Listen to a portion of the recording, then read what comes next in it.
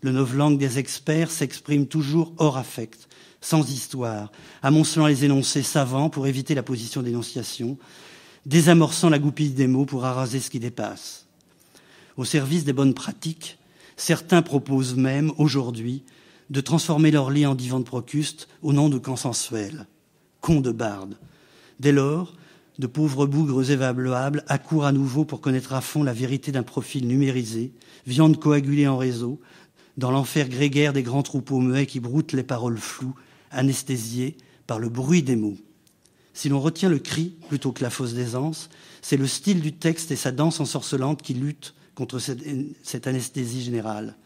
Comme s'il fallait redonner une force de résonance, son auteur tente de créer une nouvelle langue, une langue charnelle lui donnant la puissance des mots crus, de la médisance, des mots qui mordent et qui incisent pour laisser leurs griffes et se faire entendre.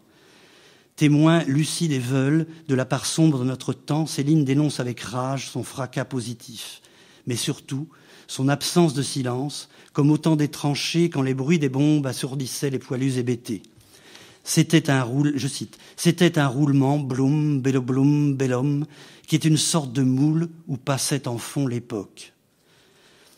Les travaux de Freud sont vraiment très importants pour autant que l'humain soit important. Cette restriction fut repérée par Freud lui-même, c'est Céline qui dit ça, lui-même, qui répondit avec humanité à Marie Bonaparte qui lui avait dressé le Voyage, roman de la pulsion de mort. « Je le lis parce que vous désirez que je le fasse. Je n'ai pas de goût pour la peinture de la misère et du vide de notre vie actuelle. Je demande autre chose à l'art que le réalisme. » D'expérience, Freud savait les effets de la désintrication des pulsions de vie et de mort. Il redoutait les formidables ravages d'une négativité libérée. Celui qui disait regretter d'avoir écrit L'avenir d'une illusion au moment de la montée du nazisme avait aussi répondu à Einstein dans un échange à propos de la guerre qu'il ne voyait aucun recours apaisant sur le sujet, sinon ces deux illusions, les liens affectifs unissant les hommes et tout ce qui travaille au développement de la culture. Or, chez Céline, le désir de raconter est devenu plus fort que la haine du monde. À la place du suicide, elle a choisi la voie de l'écriture, seul moyen de survivre, dira Derrida.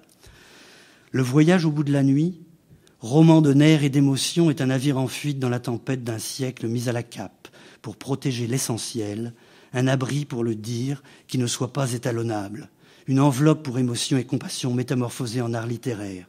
L'histoire s'ouvre comme une cure par la parole, sur le ton d'un enfant qui s'excuserait presque d'avoir à se confier.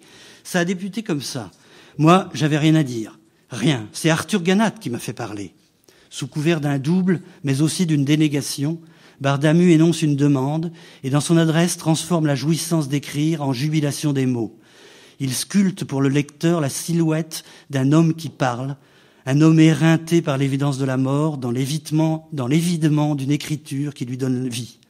Un homme comme celui d'Alberto Giacometti découpe au scalpel, creusant la pourriture en suspens quand s'accumulent sur le sol les déchets malodorants de ce qu'on appelle l'âme d'une statue. Au geste de Procuste qui tranche la viande dans le réel, permettant aux somatocraties de la formater, il substitue les dentelles métaphoriques d'une langue maternelle, saisie par l'étranger dans un cri qui vient de l'autre côté de la vie, entre mort et inspiration, nous arrachant à la chair du monde. Ce sont ces résonances poétiques qui rendent troublante la lecture du Voyage au bout de la nuit. Vertigineux miroir, comme un trou noir qui nous réfléchit la désymbolisation bestiale du siècle de Procuste dont nous héritons. Aujourd'hui, à Noisseur-sur-la-Lys, l'écluse pivote à nouveau et le paysage s'ouvre en grinçant sur les décors sales du théâtre contemporain, éclairant d'une lumière blafarde les inconnus qui progressent en masse sur le chemin de halage. Une ampoule s'allume derrière la vitre d'un bistrot, ranimant le bief de ses scintillements. De loin, le remorqueur a sifflé. Son appel à passer le pont. Encore une arche, une autre, l'écluse, un autre pont, loin, plus loin. Il appelait vers lui toutes les péniches du fleuve, et la vie entière, et le ciel, et la campagne, et nous, tout qu'il emmenait, la Seine aussi, tout, qu'on n'en parle plus.